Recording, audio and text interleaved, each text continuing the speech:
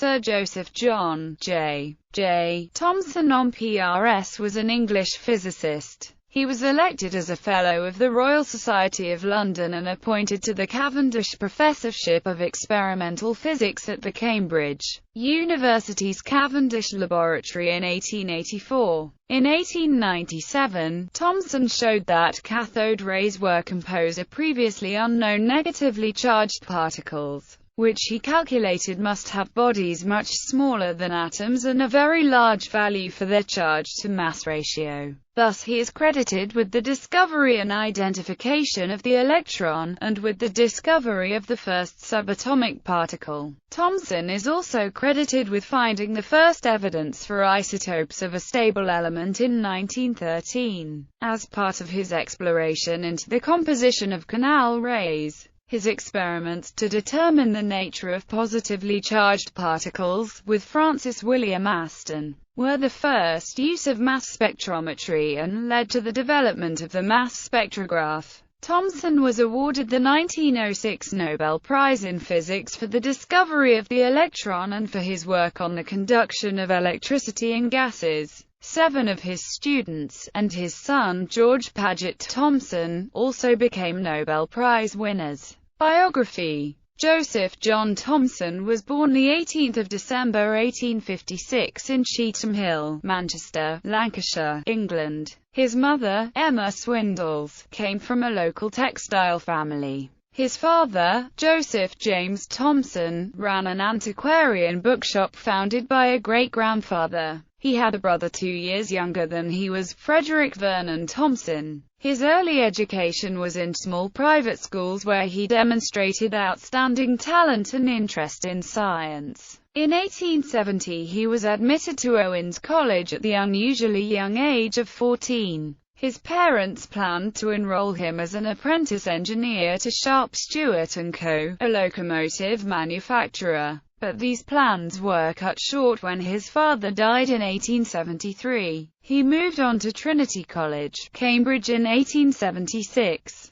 In 1880, he obtained his bar in mathematics. He applied for and became a Fellow of Trinity College as of 1881. Thomson received his M.A. in 1883. Thomson was elected a Fellow of the Royal Society on 12 June 1884 and served as President of the Royal Society from 1915 to 1920. On the 22nd of December 1884, Thomson was chosen to become Cavendish Professor of Physics at the University of Cambridge. The appointment caused considerable surprise, given that candidates such as Richard Glazebrook were older and more experienced in laboratory work. Thomson was known for his work as a mathematician, where he was recognized as an exceptional talent. In 1890, Thomson married Rose Elizabeth Paget, daughter of Sir George Edward Paget, KCB, a physician and then Regius Professor of Physics, Cambridge at the Church of St. Mary the Less.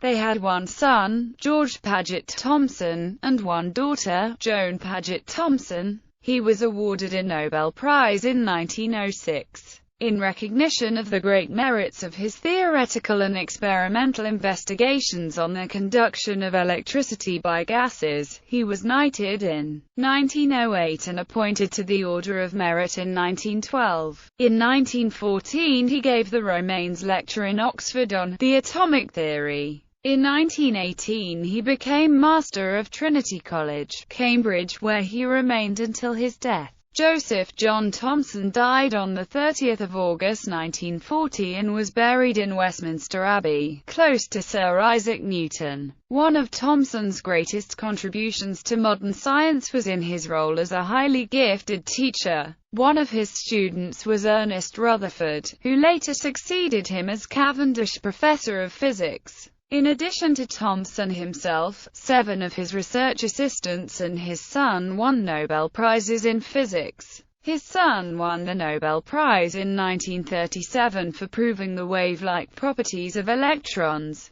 Thomson was a reserved yet devout Christian. Career. Early work. Thomson's prize-winning master's work, Treatise on the Motion of Vortex Rings, shows his early interest in atomic structure. In it, Thomson mathematically described the motions of William Thomson's vortex theory of atoms. Thomson published a number of papers addressing both mathematical and experimental issues of electromagnetism. He examined the electromagnetic theories of light of James Clerk Maxwell, introduced the concept of electromagnetic mass of a charged particle, and demonstrated that a moving charged body would apparently increase in mass. Much of his work in mathematical modeling of chemical processes can be thought of as early computational chemistry. In further work, published in book form as Applications of Dynamics to Physics and Chemistry, Thomson addressed the transformation of energy in mathematical and theoretical terms, suggesting that all energy might be kinetic. His next book, Notes on Recent Researches in Electricity and Magnetism, built upon Maxwell's treatise upon electricity and magnetism, and was sometimes referred to as the third volume of Maxwell. In it, Thomson emphasized physical methods and experimentation and included extensive figures and diagrams of apparatus, including a number for the passage of electricity through gases. His third book, Elements of the Mathematical Theory of Electricity and Magnetism, was a readable introduction to a wide variety of subjects, and achieved considerable popularity as a textbook. A series of 4 lectures, given by Thomson on a visit to Princeton University in 1896, were subsequently published. His Discharge of Electricity Through Gases. Thomson also presented a series of 6 lectures at Yale University in 1904. Discovery of the electron. Several scientists, such as William Prout and Norman Lockyer, had suggested that atoms were built up from a more fundamental unit, but they envisioned this unit to be the size of the smallest atom, hydrogen. Thomson, in 1897, was the first to suggest that one of the fundamental units was more than 1,000 times smaller than an atom, suggesting the subatomic particle now known as the electron. Thomson discovered this through his explorations on the properties of cathode rays. Thomson made his suggestion on 30 April 1897 following his discovery that cathode rays could travel much further through air than expected for an atom-sized particle. He estimated the mass of cathode rays by measuring the heat generated when the rays hit a thermal junction and comparing this with the magnetic deflection of the rays. His experiments suggested not only that cathode rays were over 1,000 times lighter than the hydrogen atom, but also that their mass was the same in whichever type of atom they came from. He concluded that the rays were composed of very light, negatively charged particles which were a universal building block of atoms. He called the particles corpuscles, but later scientists preferred the name electron, which had been suggested by George Johnston Stoney in 1891, prior to Thomson's actual discovery. In April 1897, Thomson had only early indications that the cathode rays could be deflected electrically. A month after Thomson's announcement of the corpuscle, he found that he could reliably deflect the rays by an electric field if he evacuated the discharge tube to a very low pressure. By comparing the deflection of a beam of cathode rays by electric and magnetic fields, he obtained more robust measurements of the mass-to-charge ratio that confirmed his previous estimates. This became the classic means of measuring the charge and mass of the electron. Thomson believed that the corpuscles emerged from the atoms of the trace gas inside his cathode ray tubes. He thus concluded that atoms were divisible, and that the corpuscles were their building blocks. In 1904, Thomson suggested a model of the atom, hypothesizing that it was a sphere of positive matter within which electrostatic forces determined the positioning of the corpuscles. To explain the overall neutral charge of the atom, he proposed that the corpuscles were distributed in a uniform sea of positive charge. In this plum pudding model, the electrons were seen as embedded in the positive charge like plums in a plum pudding. isotopes in mass spectrometry in 1912. As part of his exploration into the composition of the streams of positively charged particles then known as canal rays, Thomson and his research assistant F.W. Aston channeled a stream of neon ions through a magnetic and an electric field and measured its deflection by placing a photographic plate in its path. They observed two patches of light on the photographic plate, which suggested two different parabolas of deflection, and concluded that neon is composed of atoms of two different atomic masses, that is to say of two isotopes. This was the first evidence for isotopes of a stable element. Frederick Soddy had previously proposed the existence of isotopes to explain the decay of certain radioactive elements. J.J. Thomson's separation of neon isotopes by their mass was the first example of mass spectrometry, which was subsequently improved and developed into a general method by F.W. Aston and N by A.J. Dempster. Experiments with cathode rays.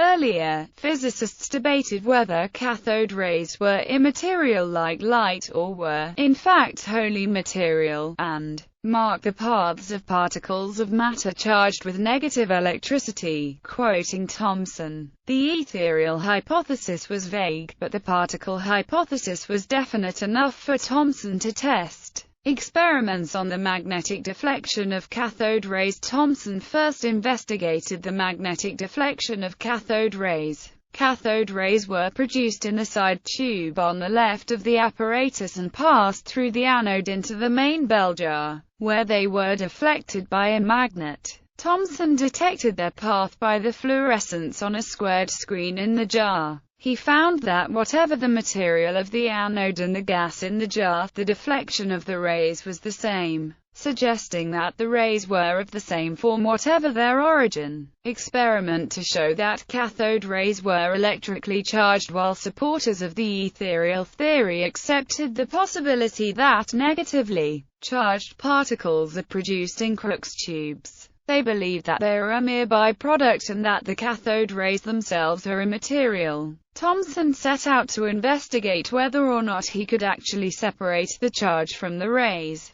Thomson constructed a Crookes tube with an electrometer set to one side, out of the direct path of the cathode rays. Thomson could trace the path of the ray by observing the phosphorescent patch it created where it hit the surface of the tube. Thomson observed that the electrometer registered a charge only when he deflected the cathode ray to it with a magnet. He concluded that the negative charge and the rays were one and the same. Experiment to show that cathode rays could be deflected electrically. In May-June 1897, Thomson investigated whether or not the rays could be deflected by an electric field. Previous experimenters had failed to observe this, but Thomson believed their experiments were flawed because their tubes contained too much gas. Thomson constructed a Crookes tube with a better vacuum. At the start of the tube was the cathode from which the rays projected. The rays were sharpened to a beam by two metal slits. The first of these slits doubled as the anode, the second was connected to the earth. The beam then passed between two parallel aluminium plates, which produced an electric field between them when they were connected to a battery. The end of the tube was a large sphere where the beam would impact on the glass, created a glowing patch.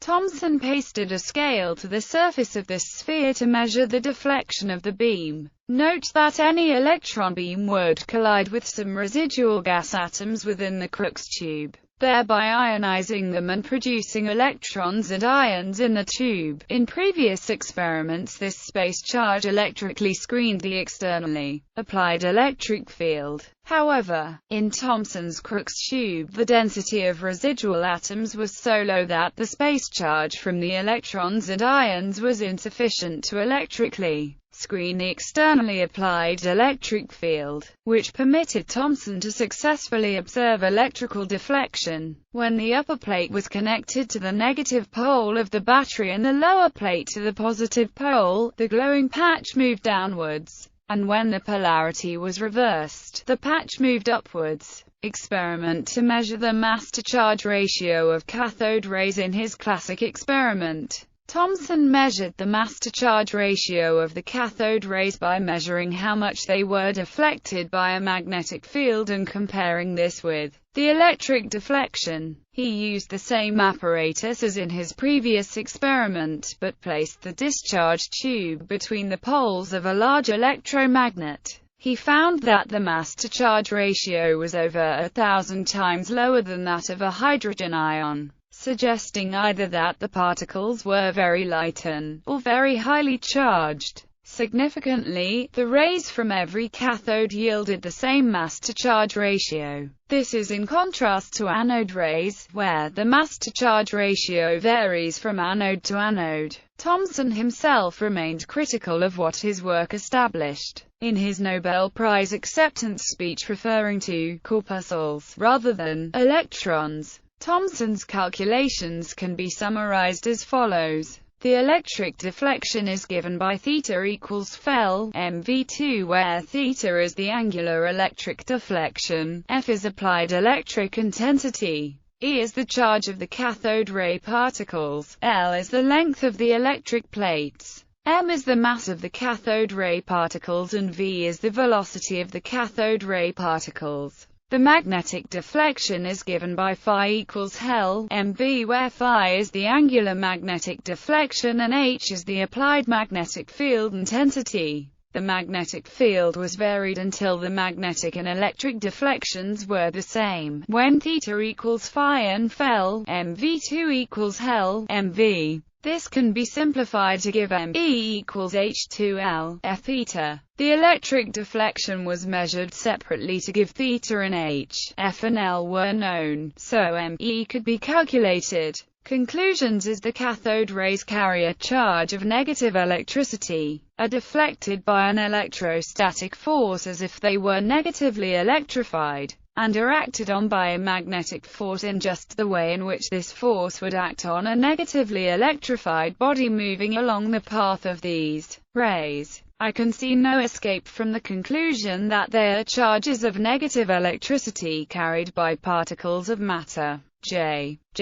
Thomson. As to the source of these particles, Thomson believed they emerged from the molecules of gas in the vicinity of the cathode. If, in the very intense electric field in the neighborhood of the cathode, the molecules of the gas are dissociated and are split up, not into the ordinary chemical atoms, but into these primordial atoms, which we shall for brevity call corpuscles, and if these corpuscles are charged with electricity and projected from the cathode by the electric field, they would behave exactly like the cathode rays.